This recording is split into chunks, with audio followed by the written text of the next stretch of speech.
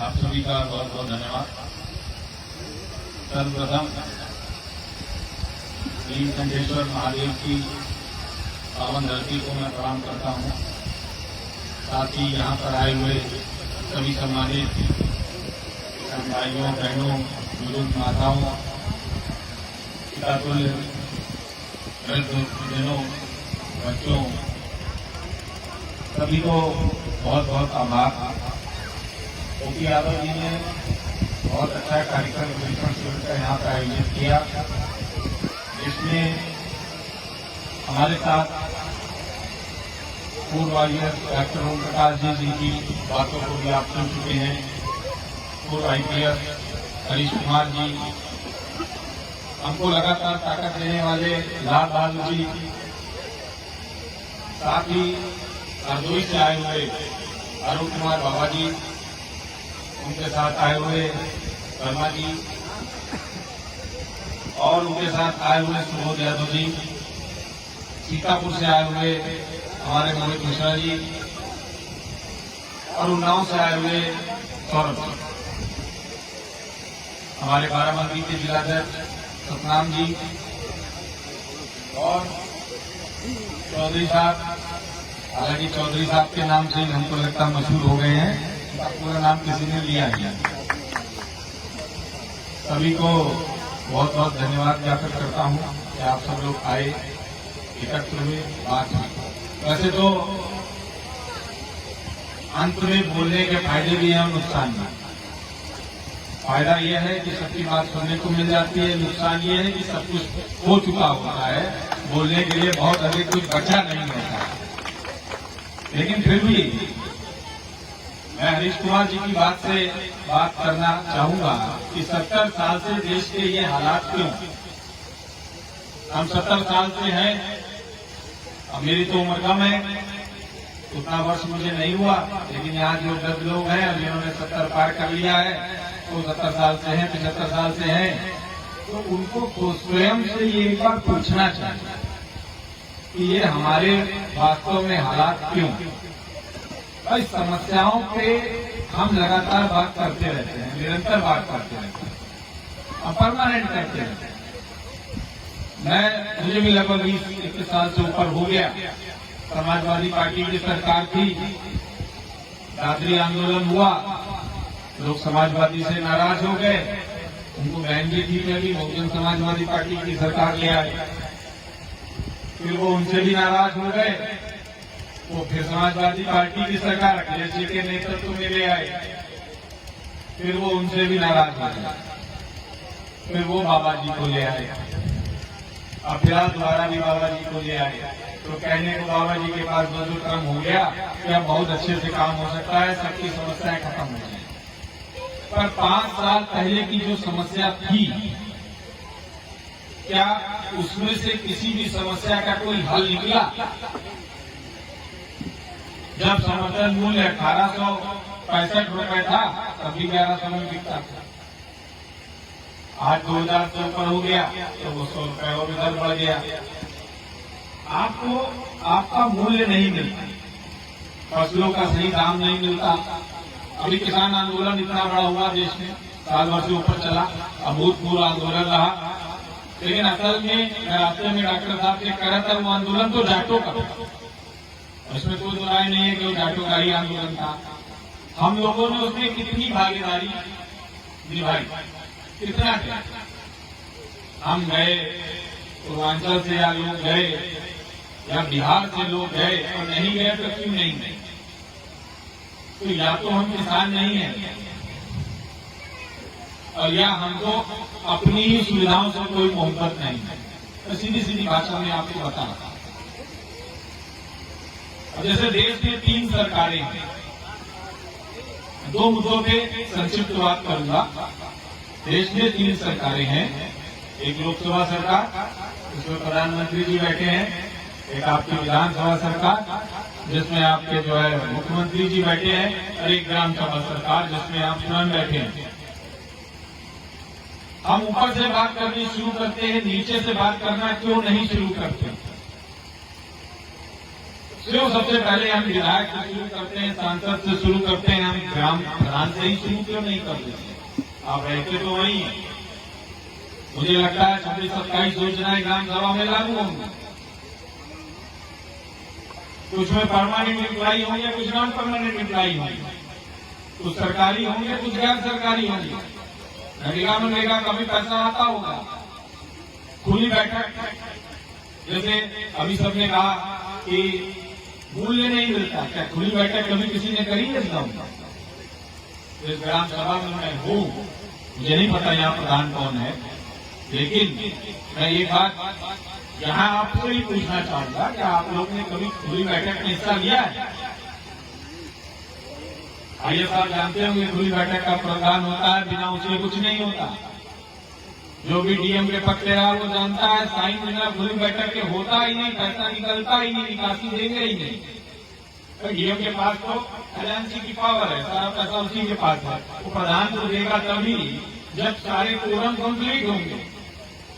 अब अधिकतर गांव के कोरम कहने में बुरा लगता है, लेकिन हकीकत सरकार पैसा पैदा करती है, उससे पौवों से पूरे हो जाते हैं। रात में 4 आदमी बुलाए जाते हैं, उनको पौवे पिलाए जाते हैं और सब पर अंगूठा लगवा लिया जाता है और जिलाधिकारी को भेज दिया जाता है, पैसा निकल आता है। मैं समझता हूं हर ग्राम प्रधान के पास 1 करोड़ रुपए के आसपास से लगा के और 1 करोड़ 40 लाख 50 लाख तक का रुपया आज की डेट में हर साल आपके विकास कार्यों के लिए आता होगा। ये बेसिक है, एडिशनल आया तो पता नहीं, डीएम साहब नहीं करो ना, मैं लगभग किसी को 80 भी मिला होगा, किसी को 70 भी मिला होगा। आप में से कितने लोग अपनी ही ग्राम सभा में पूछते हैं कि हमारा ये काम हुआ क्यों नहीं हुआ? आज बहुत जगह सुनते रहते हैं कि प्रधानमंत्री आवास योजना में बिना पैसे लिए नहीं दिया जाता है। उसका कारण आप स्वयं हैं, आप पैसे देते हैं और आप लेते हैं, आप व्यवस्था बदलना ही नहीं चाहते। लोग कहते हैं सबसे बड़ी संख्या किसानों की है, आज 75% इस देश में किसान है। किसान है कहाँ? देश में लोकतंत्र में 5 साल बाद आपको हर सरकार चुनने का मौका मिलता है और आप सरकार चुनते हैं। आप जैसी सरकार चुनते हैं उससे जो चाहते हैं वो आपको मिलता है। आपने 10 साल पहले लगातार जातियों का चुनाव किया, आपको जातियां मिली। आपने कहा हमारे समाज का उद्धार होना चाहिए, आपके समाज का उद्धार हुआ। आपने कब कहा किसान का उद्धार होना चाहिए? किसान का शब्द है भीड़, जो बहुतायत में इकट्ठा हो जाता है और हाथी की तरह है, सरकार डरती बहुत। ये बात बिल्कुल ठीक है कि आपकी कोई भी समस्या फंसेगी, आपका कोई भी ऐसा काम फंसेगा जिसके लिए कराने की जरूरत होगी, तो हम लोग हैं, हम लोग वो काम आपका करा देंगे। लेकिन आपका जीवन हम नहीं बदल पाएंगे। आप जिस जीवन को जी रहे हैं वो नहीं बदल सकते, वो हमारे हाथ में ही नहीं है। बाबा साहब अम्बेडकर जी की बात करें तो वो अधिकार आपको ही उन्होंने दे दिया, हमारे पास तो है नहीं। आप जैसा चुनाव करते हैं वैसा आपको मिलता है। आपने जातियों का चुनाव किया था, आपको जातियां मिली थी, आज आप धर्म का चुनाव कर रहे हैं, आपको धर्म मिल रहा है, इसमें बुराई तो सही नहीं। आपने कब चुनाव किया कि हमको पूरा मूल्य चाहिए? आपके पास जो लोग आए आपने उनसे कहा कि नहीं हमारी ये समस्याएं हैं, इनके आप बात करिए। चुनाव के समय मैं खुद रहता हूं, मैं तो कभी नहीं देखता कोई इन सब विषयों पर बात करता है। गांव में तो कतई मैंने चुना ही नहीं देखी। 2-4 कहीं गांव के लोग होंगे, वृद्ध लोग ही होते हैं और अक्सर उनको लोग पागल ही कहते हैं। इनको कोई काम वाम नहीं है, फालतू की बातें कर रहे हैं। इसे क्या हो जाएगा? जो मिल रहा है चुपचाप ले लो और तुम फालतू के अपने इसमें नेतागिरी मत करो, आगे बढ़ो। सही करोगे? तो समस्या आपसे ही।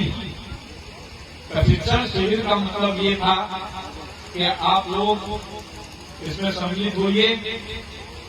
सम्मिलित होने का मतलब मेरा भाषण मत सुनिए। सम्मिलित होने का मतलब यह भी नहीं है यहाँ जितने लोग स्पीचेस दे रहे हैं, भाषण दे रहे हैं, वो सुनने के बहुत दिन में सुनते रहते होंगे आजकल तो यूट्यूब का जमाना। मतलब यह है जो लोग इच्छुक हों असलियत पहले यहाँ जितने लोग बैठे हैं उसमें से 2 ही लोग इच्छुक, एक ही व्यक्ति इच्छुक हो कि हाँ मुझे अपने ग्राम सभा के लिए, अपने गांव के लिए, अपने लोगों के लिए काम करना है। वो हमारे वहां आवेदन करे, हम उसको प्रशिक्षित करेंगे। हम ये पूरा प्रयास करेंगे कि आपकी गांव की समस्याओं के लिए वही काबिल हो कि आपकी सारी समस्याओं का हल कर दे, उसके लिए आपको कहीं न जाना पड़े। और इस तरह की जब हम व्यवस्था नीचे से ऊपर तक बना लेंगे तो हमारी समस्याएं अपने आप हल होने लगेंगी। प्रशिक्षण शिविर का मतलब ये है, आप ये बात समझिए कि आपका काम पता कहाँ पे होगा। हमें नहीं कहता है अपना धार्मिक बातें मत करिए, खूब करिए। आजकल महादेव वैसे भी चर्चा में है, थोड़े दिन पहले राम चर्चा में थे, अब महादेव चर्चा में है। अब देखिए बाकियों का नंबर कब आएगा। अगर 25-30 साल रहनी है तो और भी आता ही रहेगा, लेकिन फिलहाल तो महादेव चर्चा में है। आजकल बिल्कुल ये कोई भी जगह डाल दीजिए तो महादेव ही दिखेंगे। हालांकि हमको तो पहले भी दिखते रहे, लेकिन अब जिन लोगों को नहीं दिखते थे उनको भी दिखने लगे। एक हम लोग तो अयोध्या के निकट की धरती पे हैं। अब हमसे कई लोग कहते हैं कि जो राम को लाए थे अब वो महादेव को भी लाएंगे, और हम स्लोगन भी पढ़ते रहते हैं। हमको लगता था राम हमको लाए हैं, अब यहाँ उल्टा है, राम को ही लोग ले आए हैं। हमको लगता था हम ही बाबा के चरणों में सर झुकाते हैं, बाबा हमको कुछ देते हैं। यहाँ उल्टा पता लग रहा है, लोग बाबा को भी देने में सक्षम है। तो अब व्यवस्थाएं बदल गई, लेकिन फिर भी ग्राम सभा की जो समस्याएं हैं वो ग्राम सभा स्तर पर ही दूर होंगी। उसको दूर करने के लिए आपको अपने अधिकारों को जानना होगा। आपको ये पता होना चाहिए आपके अधिकार क्या हैं, आपके ग्राम प्रधान के पास क्या क्या आपके लिए आया है और क्या क्या उपयोग आपके होना चाहिए। आपको तो आप चाहें तो ग्राम सभा से ग्राम प्रधान को वापस भी भेज सकते हैं। 3/4 वोट करिए वापस और एक चिट्ठी डीएम साहब को भेज दीजिए, देखिए सब जब्त हो जाएगा, कुछ बचेगा नहीं है उसके पास, सब रोक लग जाएगी। डीएम साहब भी मजबूर हैं।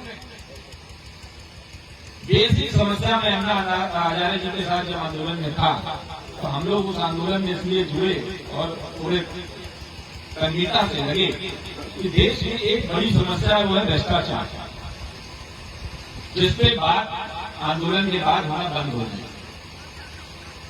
आप जन्म प्रमाण पत्र लगा के मृत्यु प्रमाण पत्र तक जब हमको बिना पैसा दिए नहीं मिलता है, जब ये हालात है तो बाकी उनके हालात तो और भी खराब होंगे। कोई मुझसे नहीं कह सकता कि 2017 के पहले कमीशन ज्यादा था और अब कम हो गया। कमीशन का वही दाम है जो 17 में था, जो 16 में था, जो 12 में था। कोई भी सरकार आए वो पुरानी सरकार की किसी भी चीजों को बदलती नहीं है। इस शहरों का नाम बदलने को छोड़ दीजिएगा, बाकी कुछ नहीं बदलती है। किसी प्रथा को वो नहीं बदलती। क्यों नहीं बदलती? चुनाव के समय जो कहते हो वो करो। जैसे संवैधानिक किसान आयोग, तो इस देश में हर चीज का आयोग बन गया है, हर बात का आयोग की बात होती है। अभी तो मैं कुछ कार्यक्रमों में गया, उन्होंने कहा कि श्रवण आयोग भी बनना चाहिए। उनके भी बहुत दिक्कत हो रही है, पुजारियों को पैसे नहीं मिलते हैं और भी समस्याएं हैं।